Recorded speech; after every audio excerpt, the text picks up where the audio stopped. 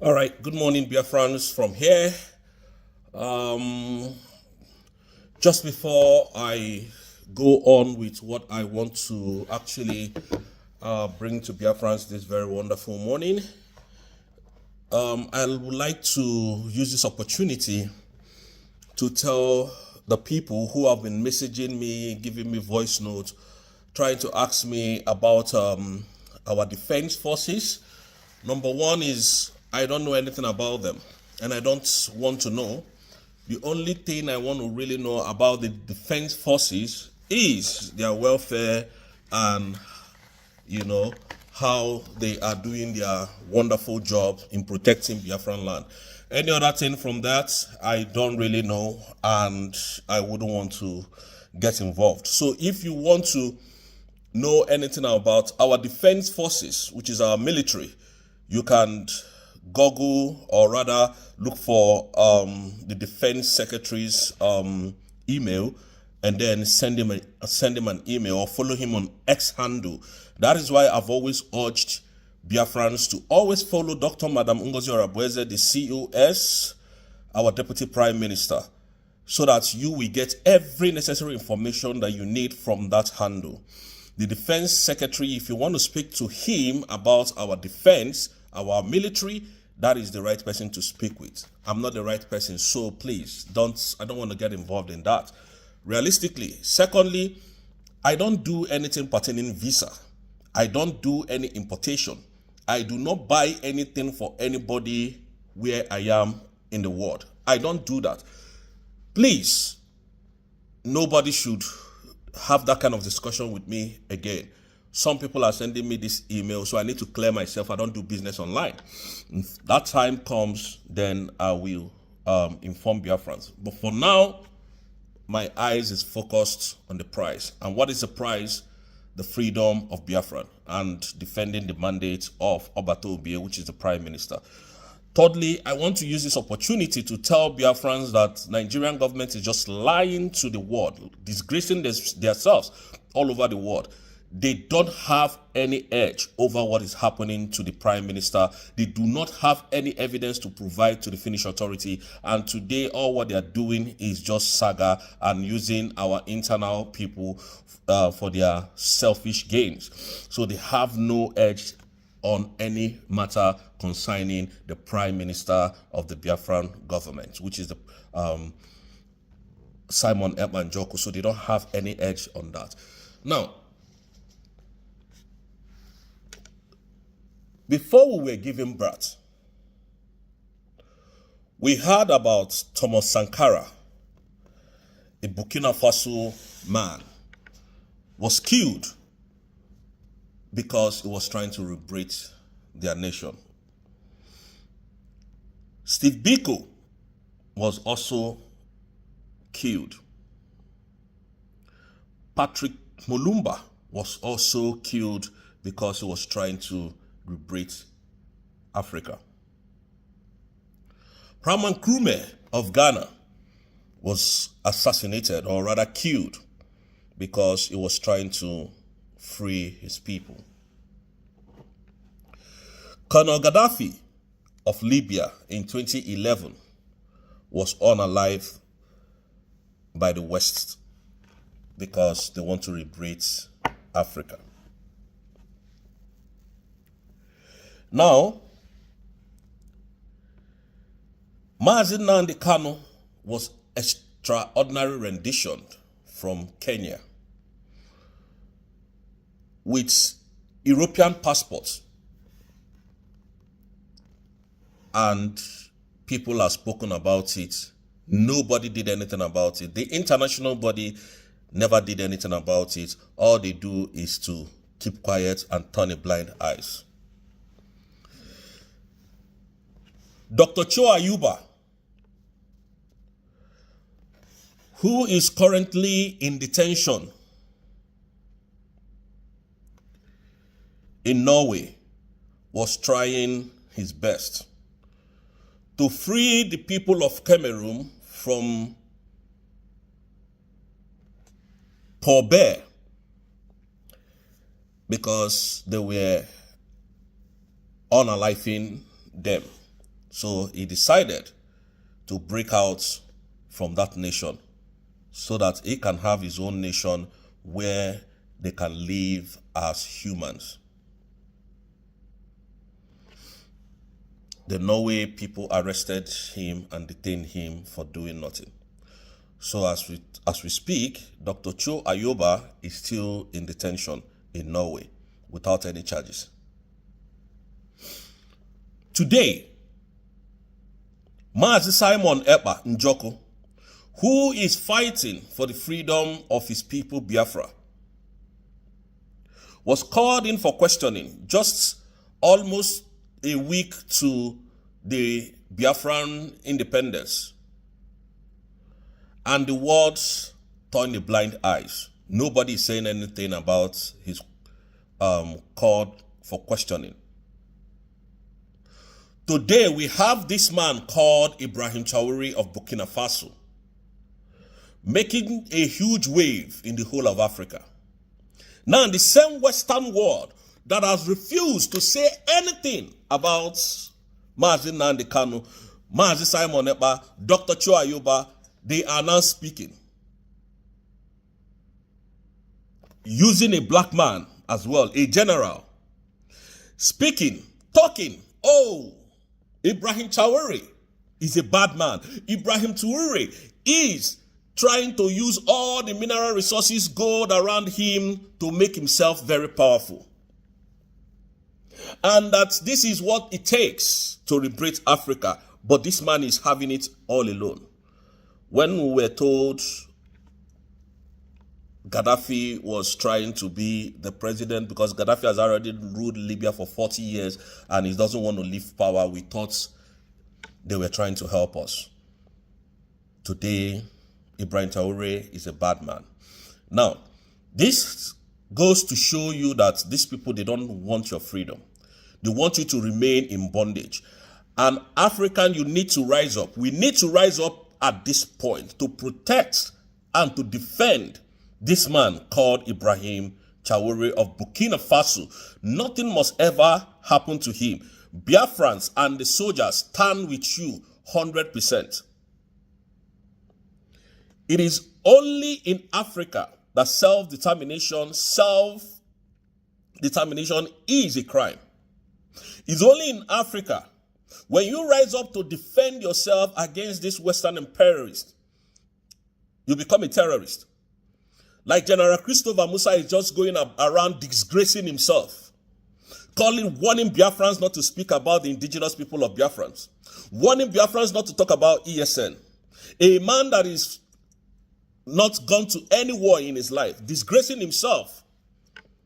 So at this point, I want to tell you, General Christopher Musa, you do not have any right to come and intimidate Biafrans because Biafran is now a sovereign nation. If you do that, you will be called in the international world for trespassing. And you know what that means.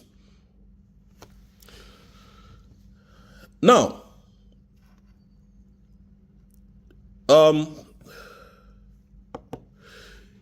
Ukrainian war has been going on for a very long time. Zelensky was called by Americans to stop the war, to stop the bullet flying. Zelensky refused. I wonder today why Zelensky is not in prison. I wonder why today Zelensky is not arrested. But if it's the people from Africa trying to liberate themselves, by now would have been in jail. Like they left Mazi nnamdikanu in perpetual bondage. And I want to use this opportunity to tell Biafrans that today, being the 28th day of April 2025, is sit-at-home day. Sit-at-home continues until the release of Mazi nnamdikanu is completed. We don't see the war talking about Ukrainian war or Ukrainian presidents going to jail or being threatened to go to jail if he doesn't stop the war. He was called in for questioning by the then president, or rather Donald Trump.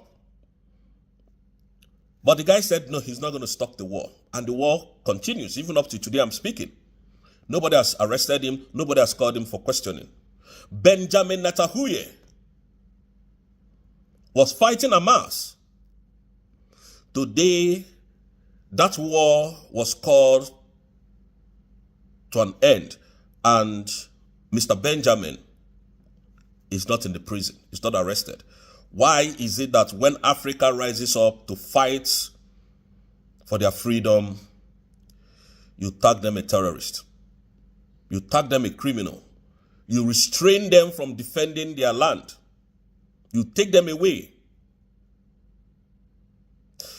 When you come to the Western world, go to US, go to Germany, go to France, go to Holland, Italy, wherever in the world.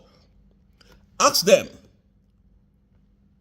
which continent is the most poorest continent in the world? They will tell you it's Africa. Whereas it's a lie. Africa is one of the richest countries in the world.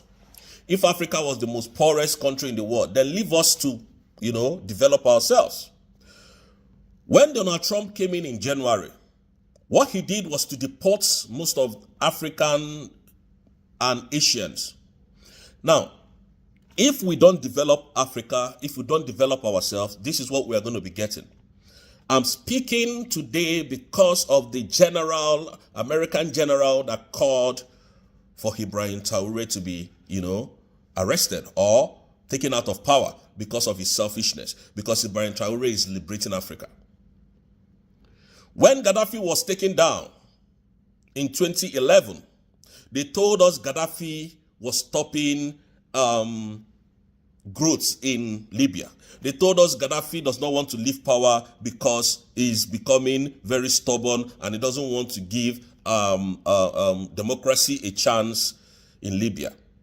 Today, Tinubu is in power, destroying the fabric of the democracy in Nigeria. Nobody is saying anything. To the extent that he's detaining a British citizen legally, illegally, and nobody is saying anything. Nobody is speaking about it. So on this note, I want to tell our African brother that nothing should, by any means necessary, happen to Ibrahim Traore.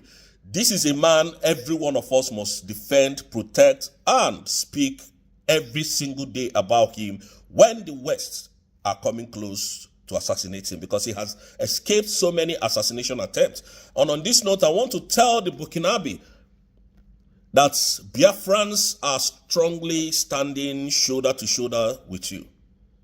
Enough of this bullying from the Western world. Enough of this intimidation from the Western world.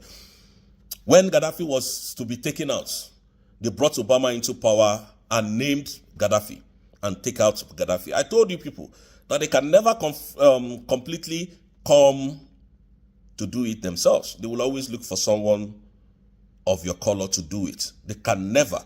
The whites, the Europeans can never come to do it themselves. They will always get somebody that will finish the job for them. They will give you all what you want. They will give you power, give you money, give you guns and bullets to go and use it against yourself. So on this note, I would like to call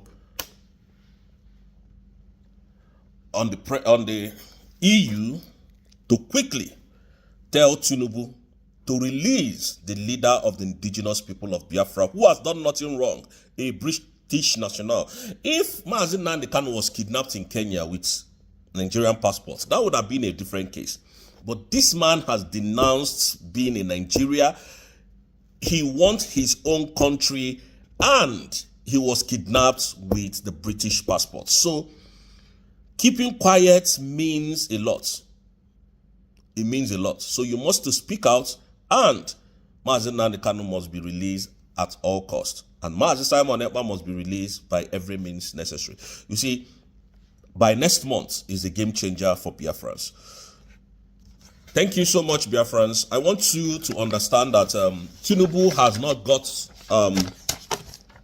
the Nigerian government has not got any power, any edge over Simon Ekpa Njoku's case. Simon is even on top of this game. Now, this matter is within Biafran, Finland, and the Nigerian terrorist government. So on this note, Biafran, I would like to also tell you, please help to defend Biafran land. Help to, support what we are doing. Follow Dr. Mrs. Ngozi Orabueze on our social handles so that you will get information from there, because I might not be coming here every single day to give us information. So thank you, Biafrans.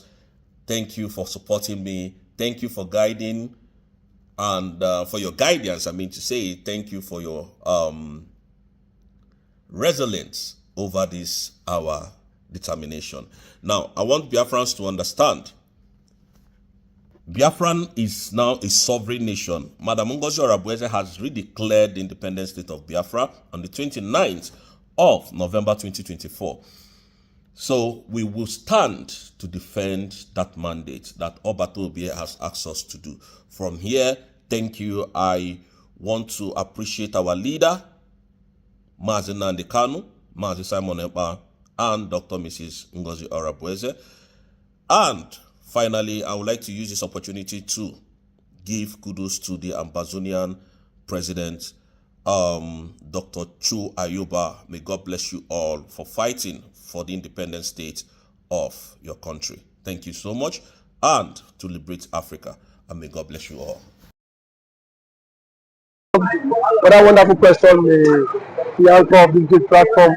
First and foremost, I want to say, someone has come out to say, or has outlined countless times, that he said that the Nigerian government cannot win Biafra with a barrel of gun for the second time. Now when he said that, see, Nigerian government cannot win Biafra with a barrel of gun, it means that nobody needs to die for them to exit Nigeria.